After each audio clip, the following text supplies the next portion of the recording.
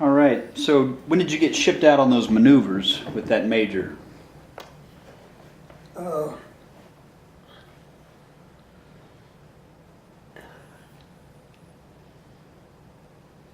it,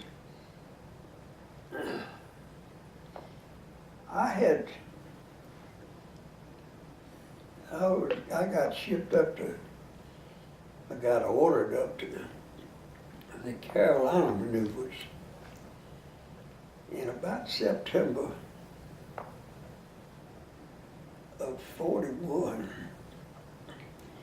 I was the only officer, the second lieutenant, that went to those maneuvers. While I was there, or just after I got there, my squadron in Savannah at Hunter got ordered to the Philippines. And what was I that? would have been And what was that squadron called? What was the name of it? I think it was the 48th Materiel Squadron. And they were going to support the 27th Bomb Group. 27th? Yeah.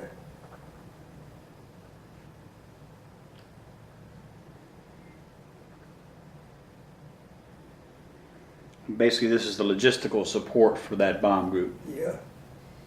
Logistical support and maintenance support.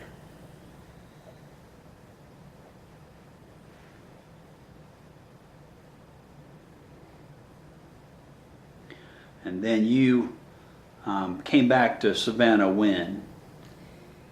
I came back to Savannah about the 1st of December of 41.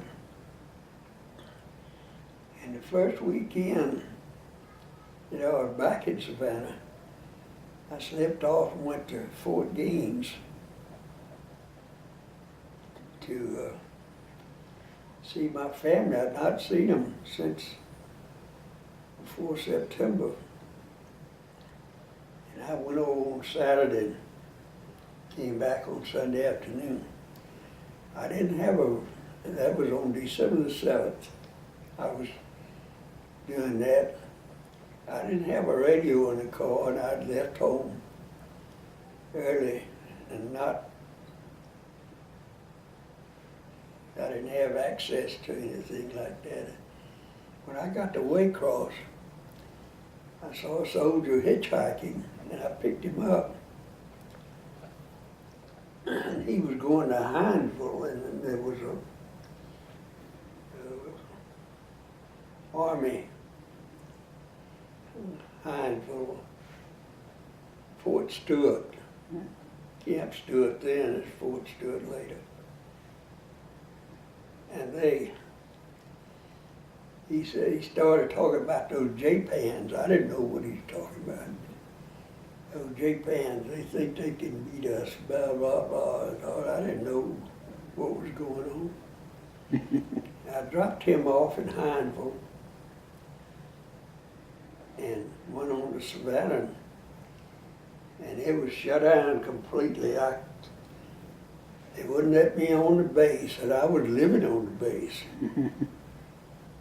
They had to call the OD, Officer of the Day. And he came and got me through the gate. And the next morning they had a big meeting, base, everything. And they were all shook up, and they didn't know what was going to happen next. They dug slit trenches outside the barracks, over in Hunter. You're really worried about invasion, actually, then. Yeah.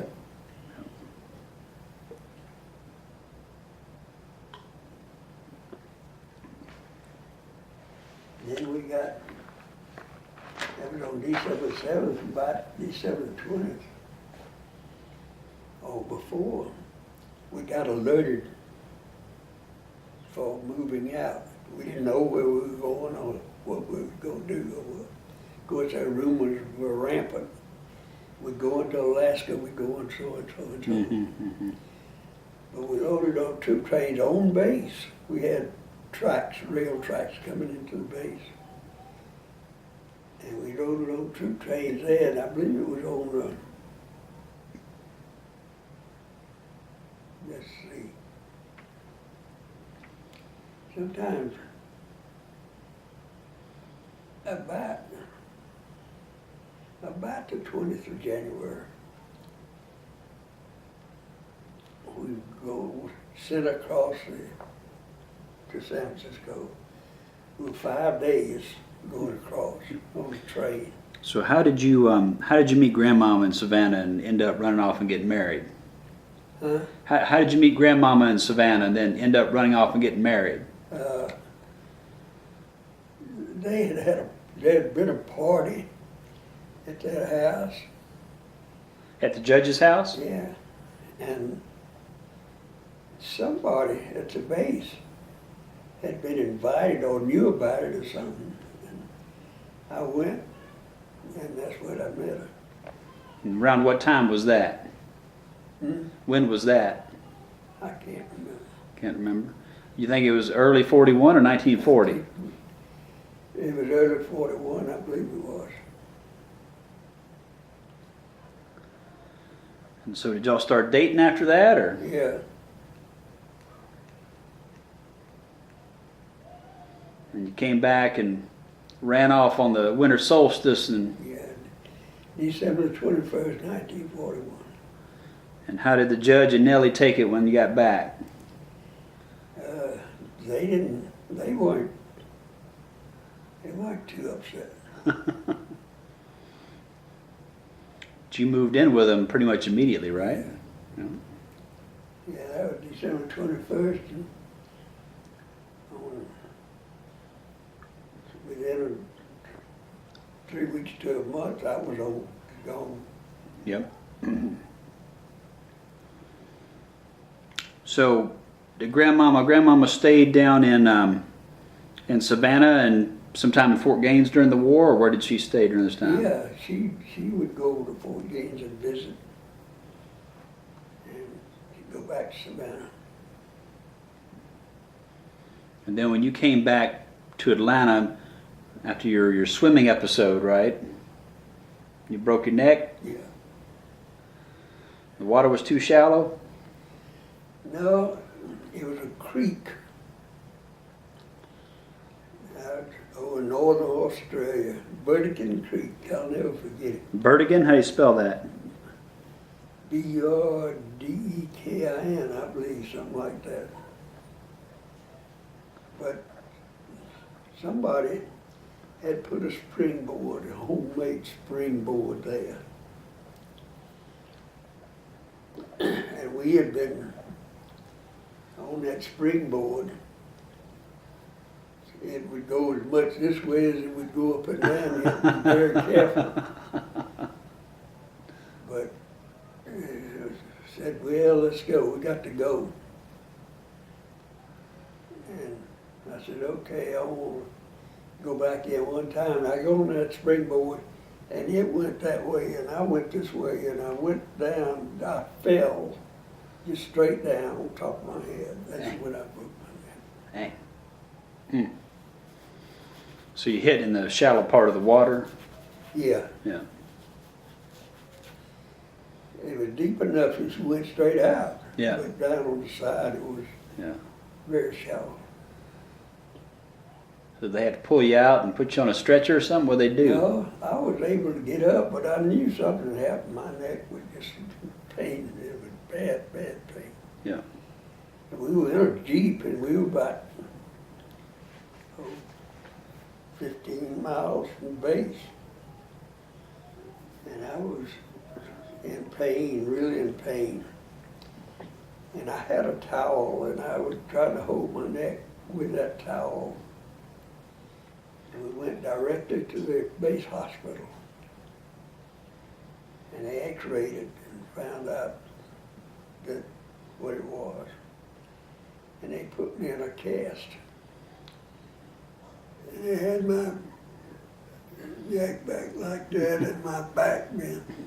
And I never had been in more pain in my life than being rigidly in that position, not being able to move. How many weeks? Huh? How many weeks? Oh. But that first night, I remember I had a nurse sitting by my bed all night long, and I would never slept, and I was just in the greatest pain. But they didn't want me to sleep and relax because it might be in that cast Oh all yeah. the way down. Need to set up. Cast. Yep. But anyway, I finally became used to it, and I can't remember how long. I think I was there at that base hospital about 10 days or 2 weeks maybe. And then they flew me down to Brisbane to a general hospital. And I was there about 2 months and then ordered back to the States. And I remember after about 6 weeks, they cut that cast off of me and made a brace for my neck. And yeah, I could take that thing off. And the doctor caught me with that thing off one day. He was very unhappy, very, very unhappy. But shortly after that, I boarded a ship to come back. It was in 1944, about April 44. And when I got on that ship, I took that thing off and put it in the room where we were. Put it in a dresser drawer, and that's where it is today, I guess. That was the end of it, huh? I bet you're glad to have a bath after having that cast on all those weeks. Bet you're glad to have a bath after all that time. So you mentioned the kind of aircraft you were fixing out there in the Australian outback. You had, I guess, an airfield and a whole operation out there, right? Do what now? What was the size of your operation you had out there in the outback? We had a strip. How many people? How big was it? We had a bomb group, and we were the supporting squadron for that bomb group. And what was that squadron called? We were the 48th Material Squadron. I believe that's what that group was. But that bomb group had, we were supporting the 3rd bomb group at that time, I think. Well, the 27th bomb group had gone to the Philippines, and they got caught over there on December 7th, and they flew what airplanes they could get in the air back down to Australia and to our base. And that your base down there served A-20s, B-25s, Yeah, A-24s, B-25 was the main ship, A-24s Yeah. and A-20s. P-40s, P-39s. A-20s, the B-25s, there's a fellow, he was a captain in reserve at that time. His name was P.I. Gunn, Paul Gunn. He had been in the Air Force, and he got out of the Air Force in the Philippines. And he had a little old airline in the Philippines. And he had come down to Australia to get parts for aircraft. And when he got down to Australia, he got caught. and couldn't get back to the Philippines. And he had a wife and 4 kids up there in the Philippines. Pappy Gunn was his name. Called him Pappy. Pappy's main goal in life there was, when he was there, was to come up with a way to kill more Japanese. And he came up with the idea on the B-25 of putting 450s in the bombardier's compartment in the nose. Yeah, on the side. And 2 on the side. Well, they need to check those out. And we built a revetment to fire those guns, and he fired them. And it would split the skin. The blast of the gun would split the skin. Mm-hmm. And somebody came up with the idea of putting a buffer, attach it to the aircraft. It was a stainless steel, big sheet of steel where that blast occurred. And they put a little thin layer of rubber behind it and tack it to the aircraft where the gun blast was. And that solved that splitting the skin Yeah, problem. the scene there, yeah. But Pappy came up with the idea of putting those guns there. And I was at the revetment that we built there, he tested them on the ground. That's when we found that skin problem. And Pappy said, now, I'm going to fly the first mission. He finally messed around and got the general to let him have crashed aircraft, which we would put back in flying shape.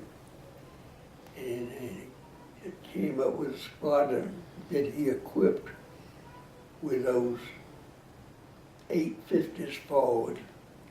And then he put parafrag chutes in the bomb bay and put little parafrags, 20-pound bombs, that you could drop off at low level, very low level. Mm-hmm. He said, now I'm going to fly, first mission, I'm flying tail. And the first guy that gets over 200 feet, I'm going to shoot him down. Of course, that wasn't going to happen, but Yeah. that's what he said, dude. But they caught the Japanese by surprise up in New Guinea, and they destroyed hundreds of airplanes on the ground. They'd go in, they'd never get above 200 feet. Mm-hmm. And when they'd go across an airfield with all those 50s firing and airplanes lined up, wingtip to wingtip. Yep, just chewed them up. Flying and they carried a big load. They did that at several Japanese bases in New Guinea and New Britain. The Japanese had a big base at Rabaul, New Britain.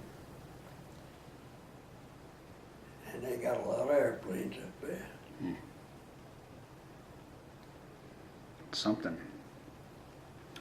So your squadron was how big that went to the Philippines when they went?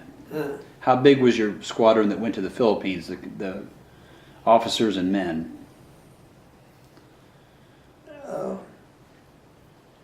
2,500, 3,000, I guess, altogether. How many officers? Maybe a very small percentage. Probably 2 or 3% officers. No. How many of those men survived the war? The squadron that I was in before they went to the Philippines had 212 men and 12 officers. And they got back 50 men and 2 officers.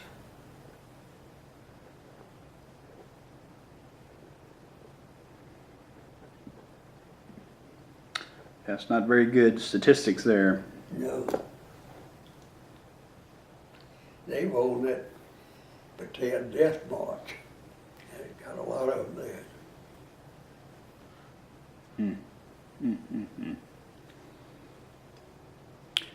So then when you came back to the States, you came to Atlanta? When you came back? What? You came back to Atlanta when you came back from the war? I came back to San Francisco. Yeah. I came back through the hospital. And I was stationed at Letterman General Hospital in San Francisco for a short time.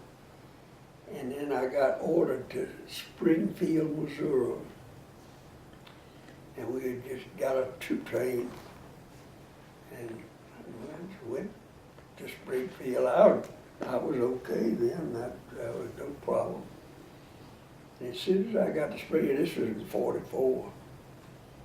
As soon as I got there, I got 21 days leave and came home. Came to Savannah and then home. And then I had to go back to Springfield. And then I was out there a very short time. And I was going to get discharged. So then, when you got discharged, you got ordered to Miami. And the Air Force had taken over all these hotels on the beach, at Miami Beach. And that's where we lived. And how long were you down there? I was there 17 days, I think. Supposed to be there about no more than 2 weeks. And I think I extended a little bit some way. I don't know how. So that was R&R after you were discharged? No, this was, I was then ordered to Robbins, to school. They didn't have anything else for me to do, so they sent me to school out at Robbins, and I came up here and went to school. That was about 2 months.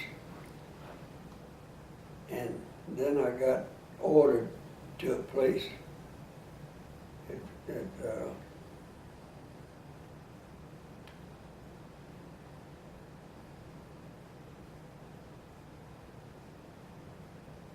Florida, Venice, Florida. Venice Army Air Base. They had taken over a civilian place there. When I got down there, the officers there had not been overseas, and they were determined that they weren't going to go overseas. And the fact that I had been overseas and came back, it made life pretty miserable for me. God. But I didn't stay there but a couple of months. And they ordered me to Atlanta. My specialty, they had a requirement, they had an opening in Atlanta. And where Atlanta Municipal now is the same place. So I had a job up there, and I was there until I got out in 45. Oh, September 44, went on annual leave till January 1st, 46. So when did Grandmama join you again?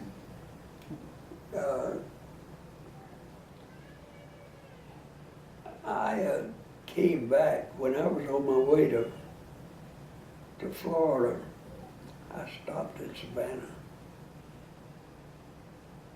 and she came down there to Venice while I was there. And then she joined me in Atlanta.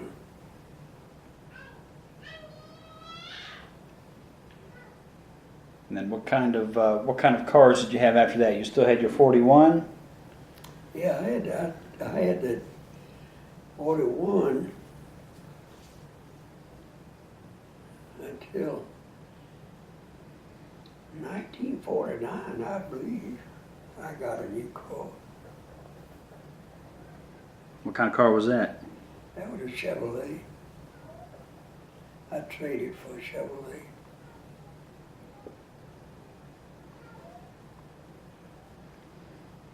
And then how long did you keep that one? I think 57. I bought a 57 Ford and sold that Chevrolet. You remember the name of your Ford, what model it was? Huh? You remember what model Ford you had? I can't remember. What was your next car?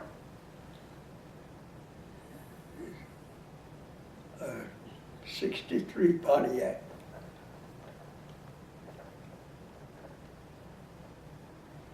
You remember what model that one was? Yeah, Oh. it was, I can't remember what that either. But I've had nothing but Pontiac since then. Yeah, well, there's a picture of Grandmama with me as a baby. It's probably 1967, but it looks like she has a white 66 Bonneville. You remember if it was a Bonneville that she had?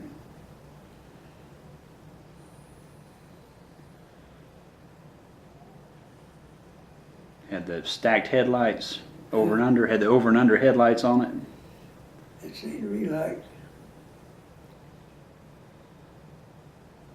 that I had a 63 Pontiac, and it seemed like next one was 67, What was it? and then a 71.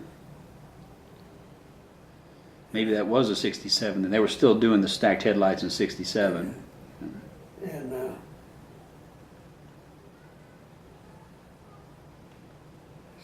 it's 77. It seems like. Mm-hmm. And then you had that long bed Ford pickup truck. Yeah, I bought that Ford in 1973. Ford pickup.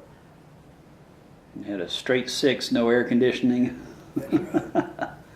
Was it a manual transmission also? Can't remember. I don't think I had a manual transmission. I Yeah. don't think so. Yeah, yeah. I could have.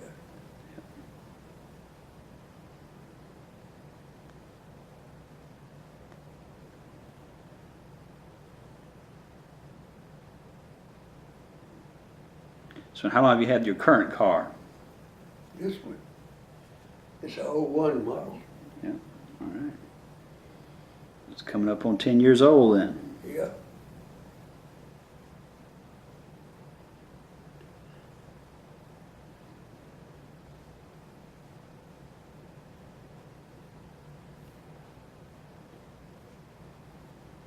All right.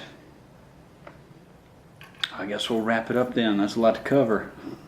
A lot of ground. You hear Zia in there. She hadn't fallen asleep yet for her nap. Hmm? Zia hasn't fallen asleep yet.